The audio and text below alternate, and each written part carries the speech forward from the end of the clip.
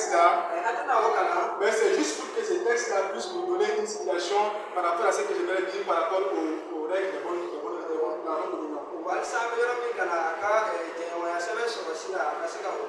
Quelqu'un va lire Hébreux 12, verset 14. C'est un verset que tout le monde connaît, je pense. Hébreux 12, 14. Recherchez la paix avec tous et la sanctification sans laquelle personne ne verra le Seigneur. On peut voir celui qui va le lire.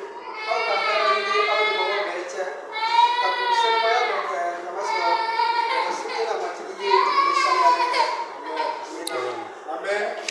La Bible dit dans ce passage de rechercher la paix avec tous.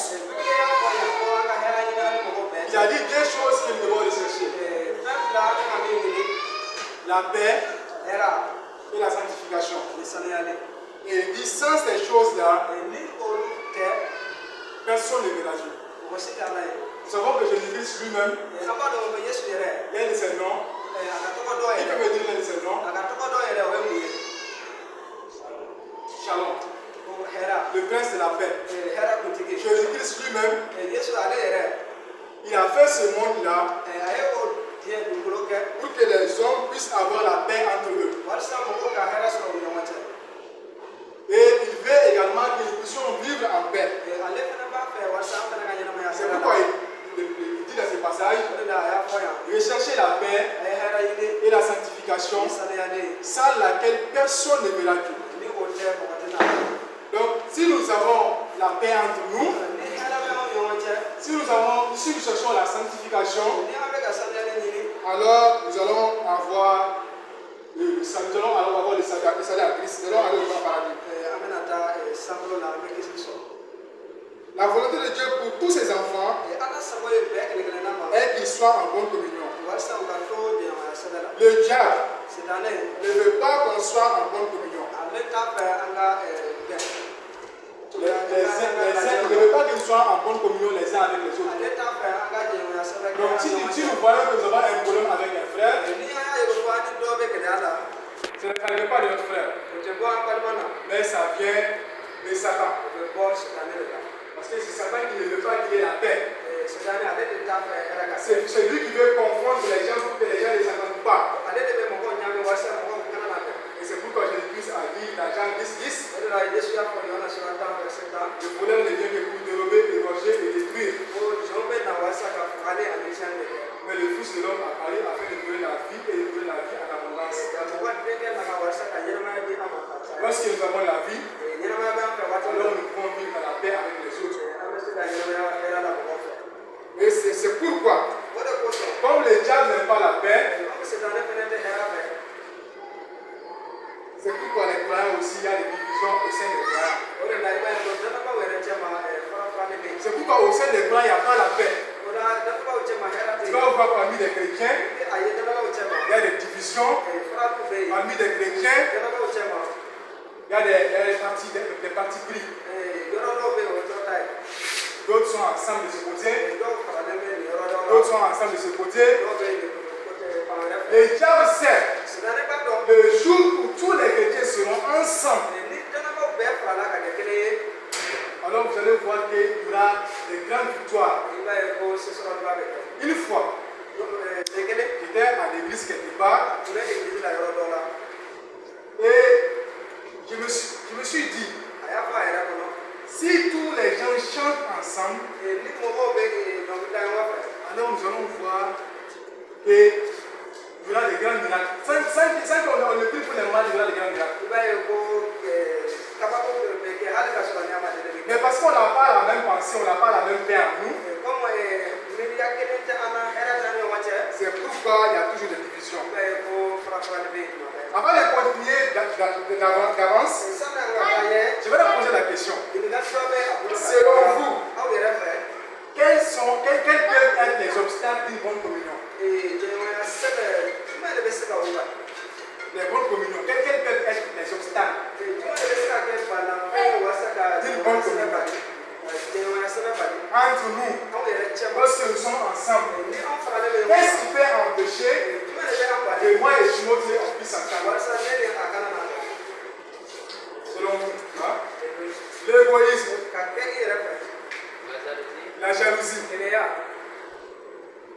quoi d'autre? La haine. Et quoi d'autre?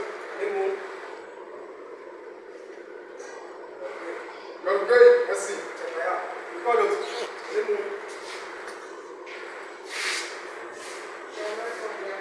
La malcompréhension. Et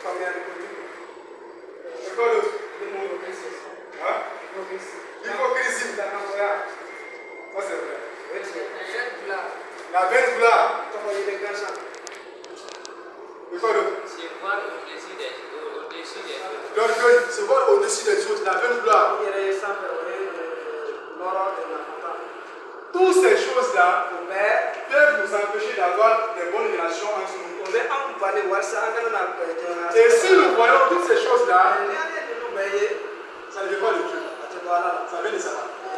Et c'est Satan qui met ces choses-là en nous pour que nous puissions les vivre. Nous allons lire des versets dans la Bible et nous allons voir à partir de ces versets-là quels sont les obstacles d'une bonne communion. Philippiens 2, le verset 1 à 3.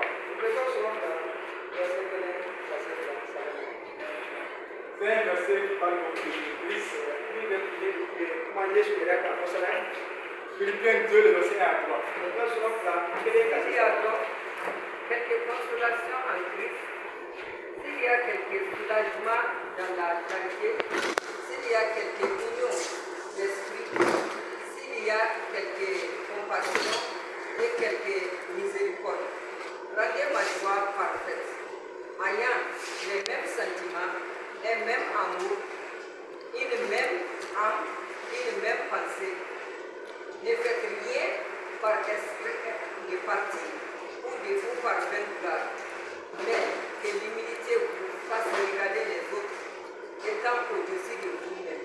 Que chacun de vous, au lieu de regarder ses propres intérêts, que chacun de vous, au lieu de considérer ses propres intérêts, considérez aussi ceux des autres. Amen. Alors voilà, c'est dit que tu vas aider.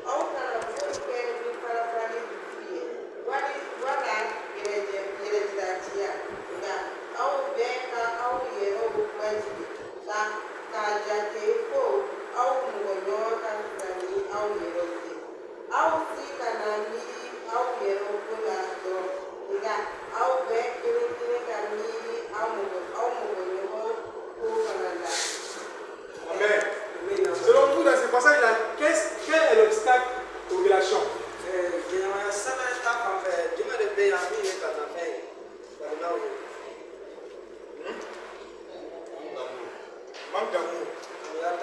Je cherche quelque chose. La vaine gloire. Hein? Manque d'humilité. Moi je vais parler de l'orgueil. L'orgueil dans ce passage-là est un obstacle à la bonne communion. Que ce soit dans notre relation avec Dieu, ça peut empêcher notre bonne communion. Lorsque nous sommes orgueilleux,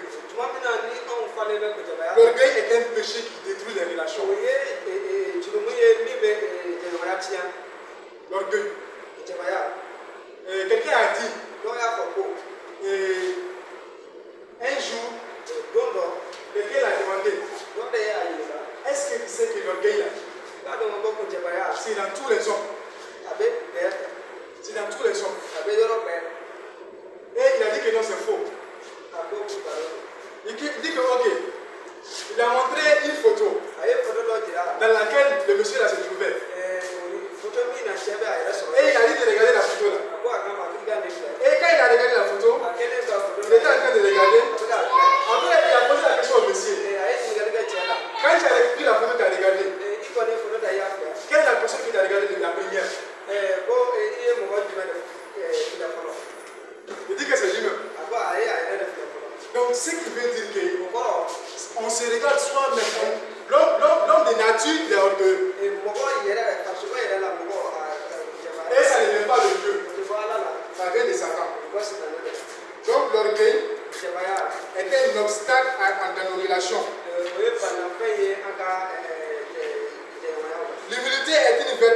nous amène à mettre l'intérêt des autres au profit de nos propres intérêts. Donc, Ce que tu vois qui plaît à ton prochain, même si cette chose-là peut te faire du bien, tu vas laisser ton frère profiter de cette chose au détriment de toi-même. Donc l'orgueil est un obstacle dans nos relations. Si nous voulons que la relation aille de mieux en mieux entre nous, il faut que nous nous soumettons les uns aux autres. Si tel dans son cœur, telle personne dit dans son cœur que je vaux mieux que telle personne, ou qu'il pense qu'il est au-dessus de la personne, alors les gens ne pourront pas marcher ensemble. Mais si nous regardons l'intérêt de l'autre sur notre intérêt, l'intérêt de l'autre au profit de notre intérêt, alors là nous sommes en train de vivre l'unité.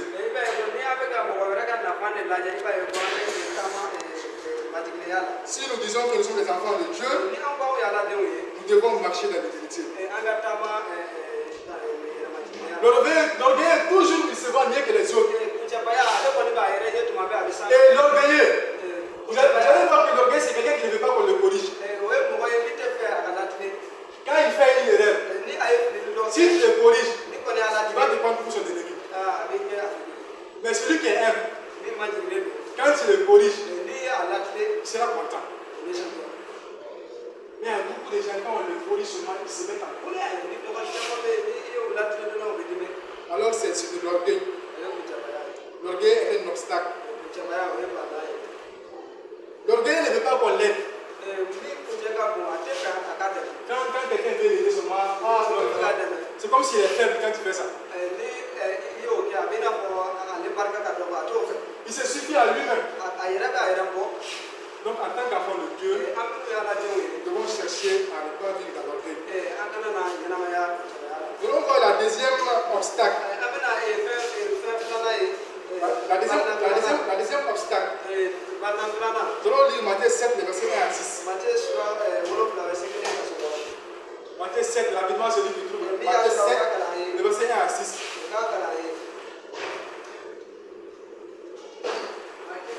Le verset 1 à 6.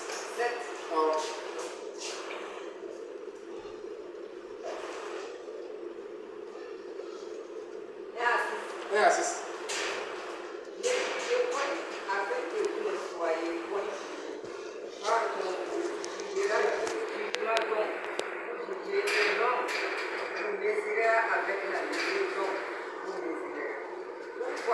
Vois-tu la paille qui est dans l'œil de ton frère et n'aperçois-tu pas la poutre qui est dans ton œil?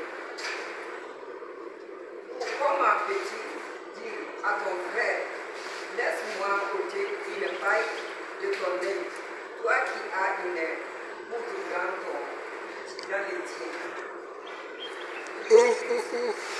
Premièrement, la poutre de ton nez, et alors tu verras comment ôter la paille de l'œil de ton frère. Amen. Amen. Ici, on parle de jugement. Mais on peut mettre ça à la place de la critique. La mauvaise critique. Ça peut être aussi un obstacle à la bonne communion. Se critiquer est un mal qui divise les croyants. Si nous voulons avoir une bonne communion, il faut abandonner de se manger la chair des uns et des autres.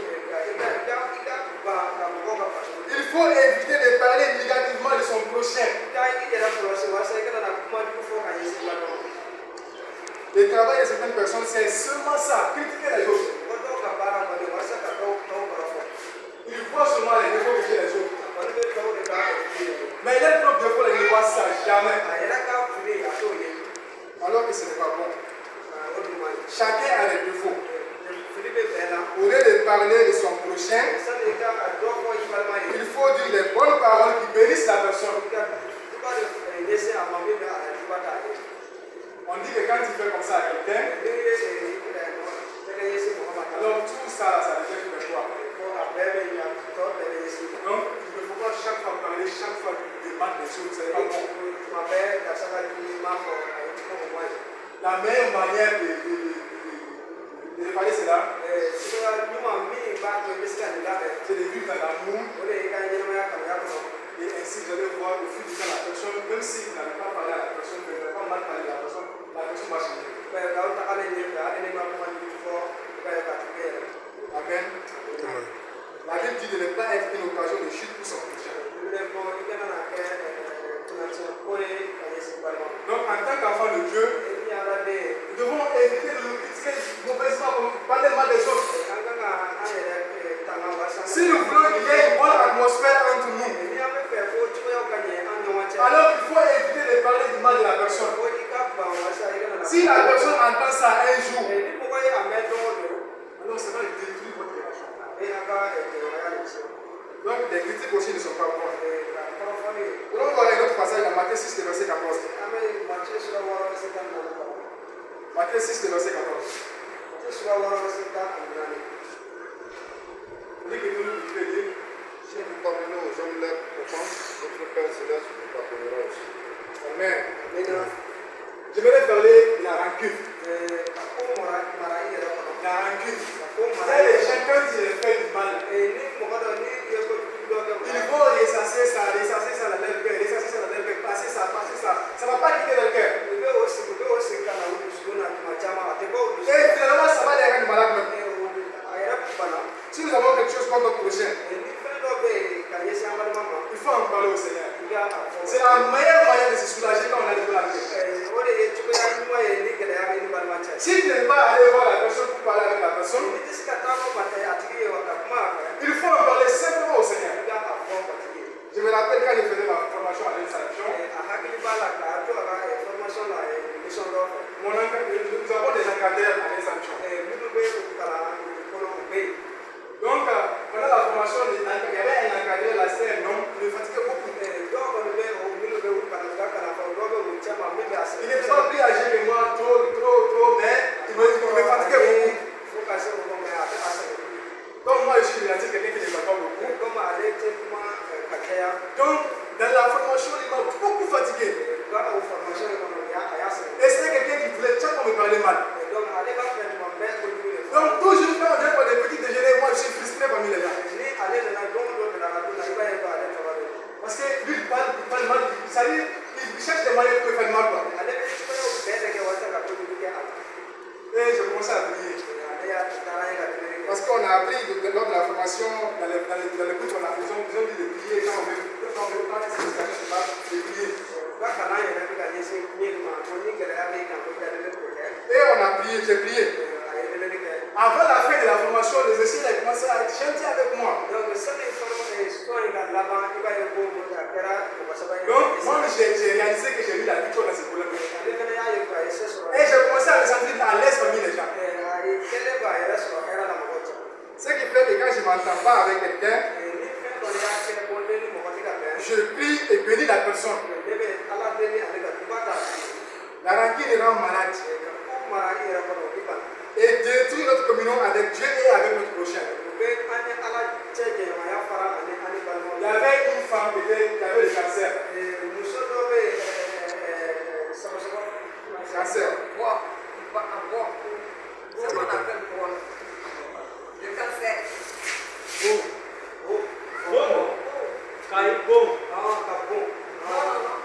C'est une maladie incurable. Ça ne va pas guérir la maladie. C'est un cancer. Mais il est pas se guérir. Elle avait le cancer et elle est partie voir le pasteur de Micho. C'était le président mondial des années. Et le pasteur a commencé à prier avec la femme. Et chaque fois qu'il prie avec la femme ne guérit pas. Et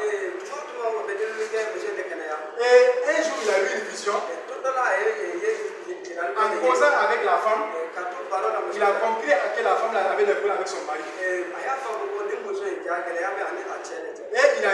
femme, si tu ne pardonnes pas à ton mari, alors la maladie va te tuer. Mais la femme, elle ne pouvait pas pardonner à son mari. Et finalement, elle est morte. Donc la rancune, ce n'est pas bon. La rancune, ça détruit les relations. Ça détruit toi-même. C'est pourquoi nous devons ne pas avoir la rancune entre nous. Maintenant, je vais vous poser la question. Qu'est-ce qui peut causer une bonne communion entre les gens?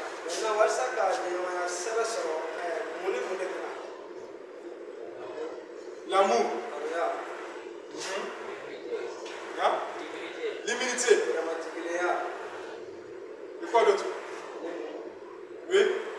Bon, dans le passage de Philippiens que vous venez de dire, de considérer les autres plus que nous-mêmes.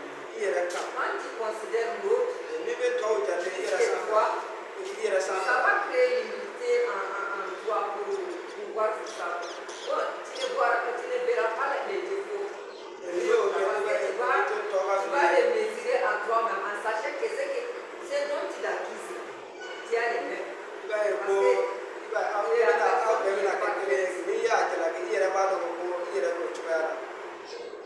Amen. Amen. J'avais choisi un passage là tout de suite là quand j'ai préparé le message. C'est Psaume 49, verset 8 à 9.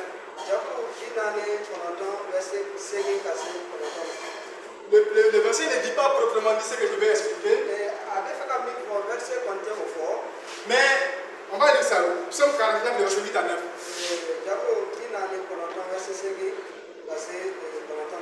Psaume 49, verset 8 à 9. Le rachat de leur âme n'aura jamais vu. Il ne vivra pas toujours. Ils n'éviteront pas la vie de la fausse. Amen. Comme Paul l'a dit, l'amour peut amener les bonnes relations. Mais ce que j'aimerais dire par rapport à ce point-là, la compréhension. Dieu nous a compris. Il a compris que de nous-mêmes, on ne peut pas sortir du péché. Et il a vu qu'on ne peut pas se racheter de nous-mêmes. C'est pourquoi il a envoyé Jésus-Christ dans ce monde, mourir sur la croix, pour que nous puissions être sauvés. Si nous n'avons pas compris, alors nous ne serons pas sauvés. Mais il a compris que nous sommes les pécheurs. Et que nous-mêmes, si nous ne tombons pas d'accord, on ne peut pas sortir. Et c'est pourquoi Jésus-Christ est venu. Donc, nous aussi, nous devons prendre l'exemple sur Jésus-Christ et se comprendre si nous voulons avoir une bonne communion. Comprendre son prochain et l'accepter. Chaque personne vient d'une famille. Et chaque famille a sa propre éducation. Alors, si tu n'acceptes pas ton prochain, si tu ne cherches pas à comprendre ton prochain, vous ne pouvez pas aller ensemble. Accepter que son prochain il est limité. Accepter qu'il est différent de nous. L'aimer et vivre avec lui dans la paix. Chaque être humain a des faiblesses. Chaque être humain a son comportement et son caractère. Il y a des gens qui et moi de la tête, je n'ai pas beaucoup parlé. D'autres aiment beaucoup parler. Alors ces personnes-là, si tu es à côté d'eux, si tu n'aimes pas beaucoup parler, souvent vous n'allez pas vous entendre. Il y a des autres aussi, ils aiment beaucoup parler. Et ils aiment les personnes qui savent beaucoup les écouter. Ils aiment les personnes qui aiment les écouter. Là, il passait, il dit qu'il est parti quelque part et il a rencontré une personne. La personne là, elle aime beaucoup parler. Et lui, il ne parlait pas beaucoup.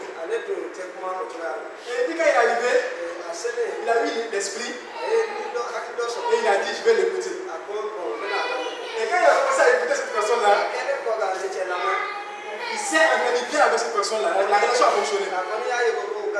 Parce qu'il y a des personnes, ils veulent juste se décharger, ils veulent parler. Donc il faut savoir écouter la personne seulement. Et chercher à comprendre la personne. Chaque personne a son caractère, chaque personne vient d'une éducation.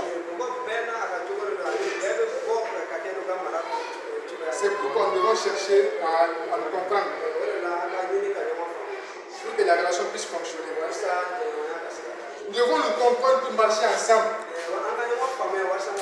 Nous devons chercher à comprendre la personne. Pourquoi la personne est comme ça? Qu'est-ce qui ne va pas?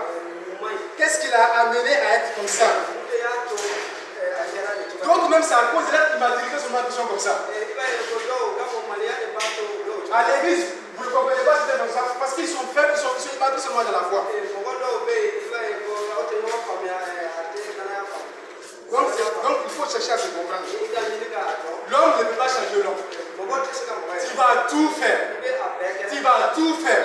Tu ne pourras pas changer la personne. Et c'est pourquoi Jésus-Christ nous conseille de nous aimer. Si nous nous aimons, alors nous allons nous comprendre. Amen. Nous allons lire un autre passage.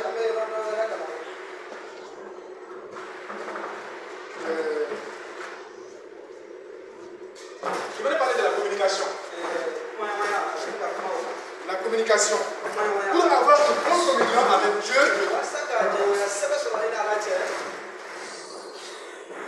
et avec les autres, il faut avoir une bonne communion. Il faut avoir une bonne communication. Un chrétien qui ne lit pas, qui ne lit pas la Bible, il ne communique pas avec Dieu. Dieu et Dieu ne peuvent pas se comprendre. C'est la même manière si nous ne communiquons pas entre nous. Entre nous, si nous ne communiquons pas, alors on ne pourra pas aller ensemble. Deux personnes qui ne parlent pas ont rempli la communication avec Dieu lui-même.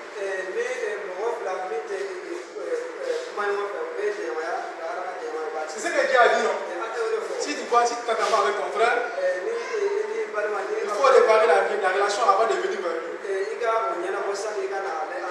Dans la communication, il faut avoir un bon langage. Il faut se dire des bonnes choses. Un jour, il y avait une femme et son mari qui ne s'entendaient pas. Ils ne parlaient pas. Ils ont coupé la communication, ils ne parlaient pas. Et la lendemain, le mari devait aller quelque part pour aller dans son travail. Et comme il ne parlait pas avec sa femme, il y avait personne. Et il ne se levait pas vite le matin. Il a écrit une note. Il a dit à sa femme, si telle heure arrive, il faut me réveiller. La femme aussi a vu la note. Comme il ne parlait pas avec son mari, elle n'a rien dit. L'heure est arrivée. L'heure est passée. Et l'homme est parti à retard. Donc la communication, il faut savoir communiquer. Si on lit la Genèse, lorsque Jacob devait quitter chez son oncle là-bas, avant de partir, il a dit à Rachel de Léa de venir.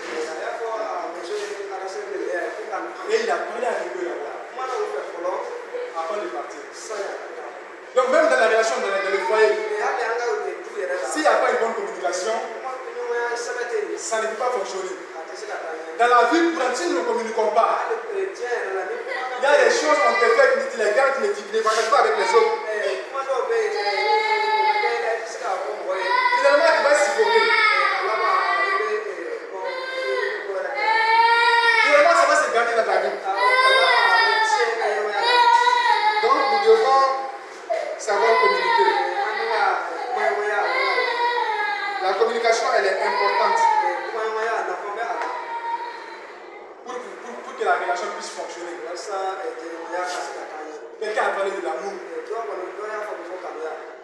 Maman a parlé de l'humilité. L'humilité également peut nous amener à avoir de bonnes relations. Lorsque nous sommes humbles, souvent là, ça pose des demandes d'humilité même qu'on perd même des bénédictions.